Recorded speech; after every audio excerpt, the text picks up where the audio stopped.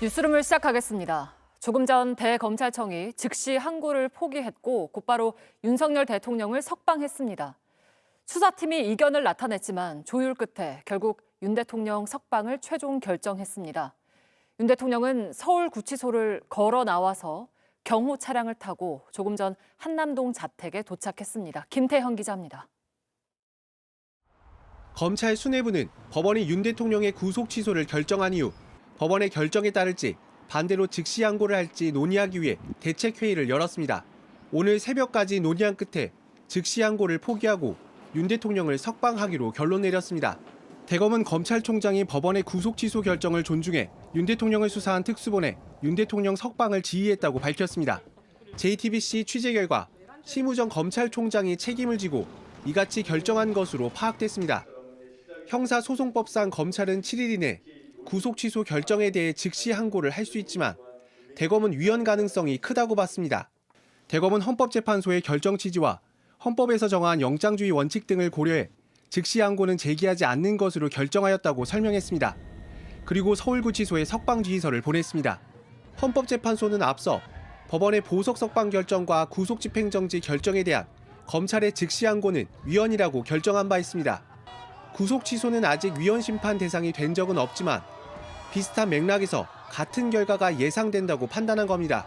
대검은 윤 대통령 석방 지휘 발표 전까지 수사팀과 이견을 조율한 것으로 확인됐습니다.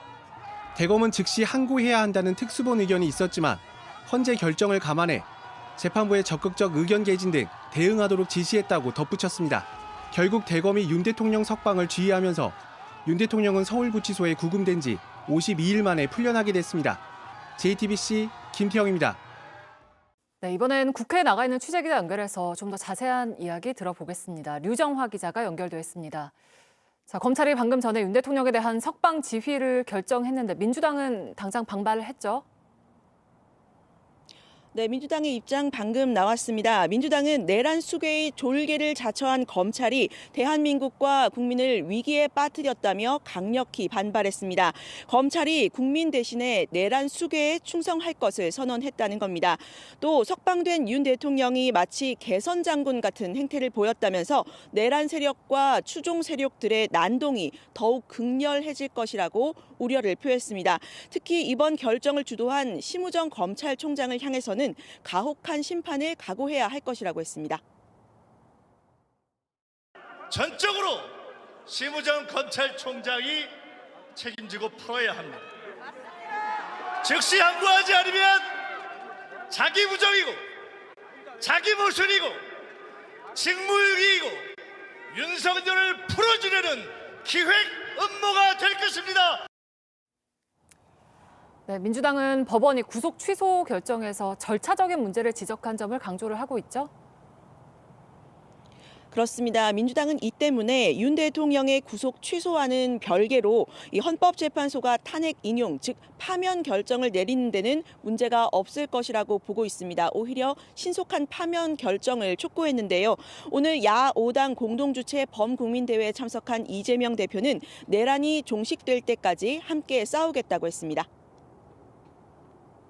위대한 우리 국민은 12월 3일 밤 장갑차와 총칼도 맨손으로 막아냈습니다. 내란이 종식될 때까지 국민의 손을 놓지 않고 끝까지 함께 싸우겠습니다.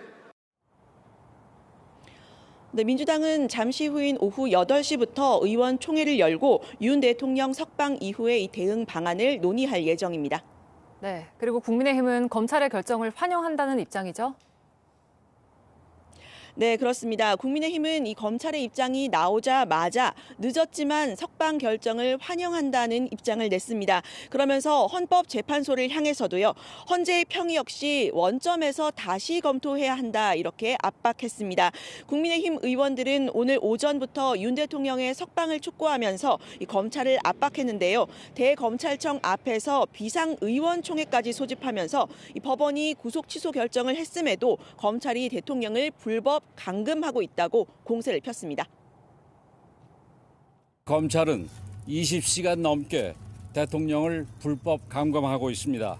검찰은 법원의 결정에 따라야 하는 것이지 야당의 협박에 굴복할 일이 아닙니다. 네, 네. 지금까지 국회에서 류정화 기자가 전해드렸습니다. 네, 윤 대통령 석방 소식에 탄핵 찬성 집회에 모인 시민들은 강하게 반발했습니다. 현장에 나가 있는 취재기자 연결하죠. 자, 신진 기자, 뒤로 사람들이 많이 보이는데 분위기 어떻습니까? 네, 저는 경복궁에서 안국동 사거리로 가는 길목에 있습니다. 이곳에서 이른 오후부터 시민 수만 명이 모여서 탄핵을 촉구하는 집회를 했고 지금은 헌법재판소로 행진을 시작을 했습니다. 네, 조금 전 윤석열 대통령의 석방 소식이 들려오자 이곳의 분위기는 굉장히 격양되기 시작을 했습니다. 시민들은 법원의 구속 취소 결정도 도저히 이해를 할 수 없는데 정말 석방이 됐다니 화가 나 견딜 수 없다. 이런 반응을 보였습니다. 잠시 들어보시겠습니다. 저는 나이가 많아서 이런 데를 처음 나왔는데요. 윤석열이가 나온다는 얘기를 듣고 너무나 놀라서 밤에 잠을 못 이뤘어요. 네, 집회는 매주 했지만 평소보다 더 많이 모였다면서요?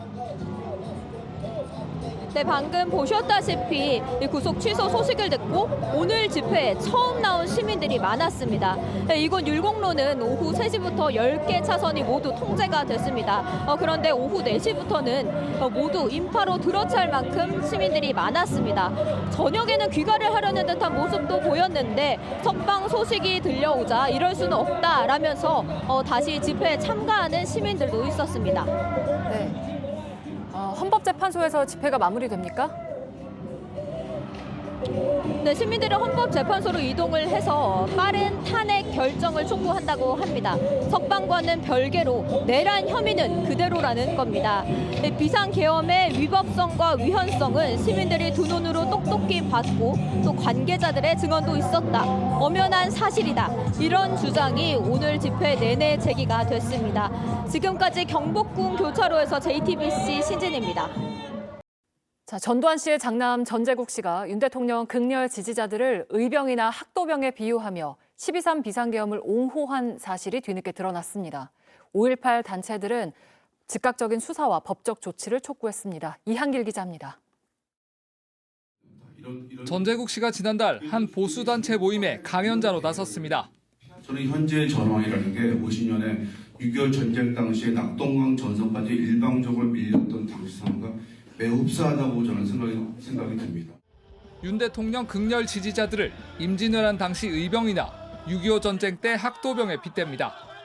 의병들이 전국 각지에서 일어나고 있다고 생각합니다. 6.25 전쟁 당시에 꽃처럼 선화했던 많은 학도병들을 떠올리게 합니다. 이들이 적이라 부르는 상대, 계엄에 반대하고 탄핵에 찬성하는 일반 시민들입니다. 첫 번째, 피를 흘릴 각오가 우리는 과연 되어 있을까? 한편의 땅을 차지하기 위해서는 그에 상응하는 피를 흘려야 된다는 것이 오랜 전쟁의 교훈입니다. 색깔론으로 헌법재판소를 공격하다. 지금 잘 보고 계시지만 헌법재판소 지금 거의 절반 이상 벌 받게 되어 있는 거 아니겠습니까? 갑자기 아버지인 전직 대통령 전두환 씨 자랑을 합니다. 저희 아버님이 대통령 계실 때 한중 수교에 상당히 토를 닦았다고 한중 수교 기념에 저를 꼭 초청을 합니다. 해당 발언이 알려지자 광주 5.18 단체들은 즉각적인 수사와 법적 조치를 촉구했습니다. 이들은 성명서를 통해 12.12 군사 쿠데타를 일으킨 전두환의 후손이 내란을 부추기는 건 대한민국 법치와 민주주의를 능멸한 행위라고 밝혔습니다. 전재국 씨는 지난 2013년 아버지 전두환 씨의 남은 추징금 1,672억 원을 모두 내겠다고 했지만 약속을 지키지 않았습니다. JTBC 이한길입니다.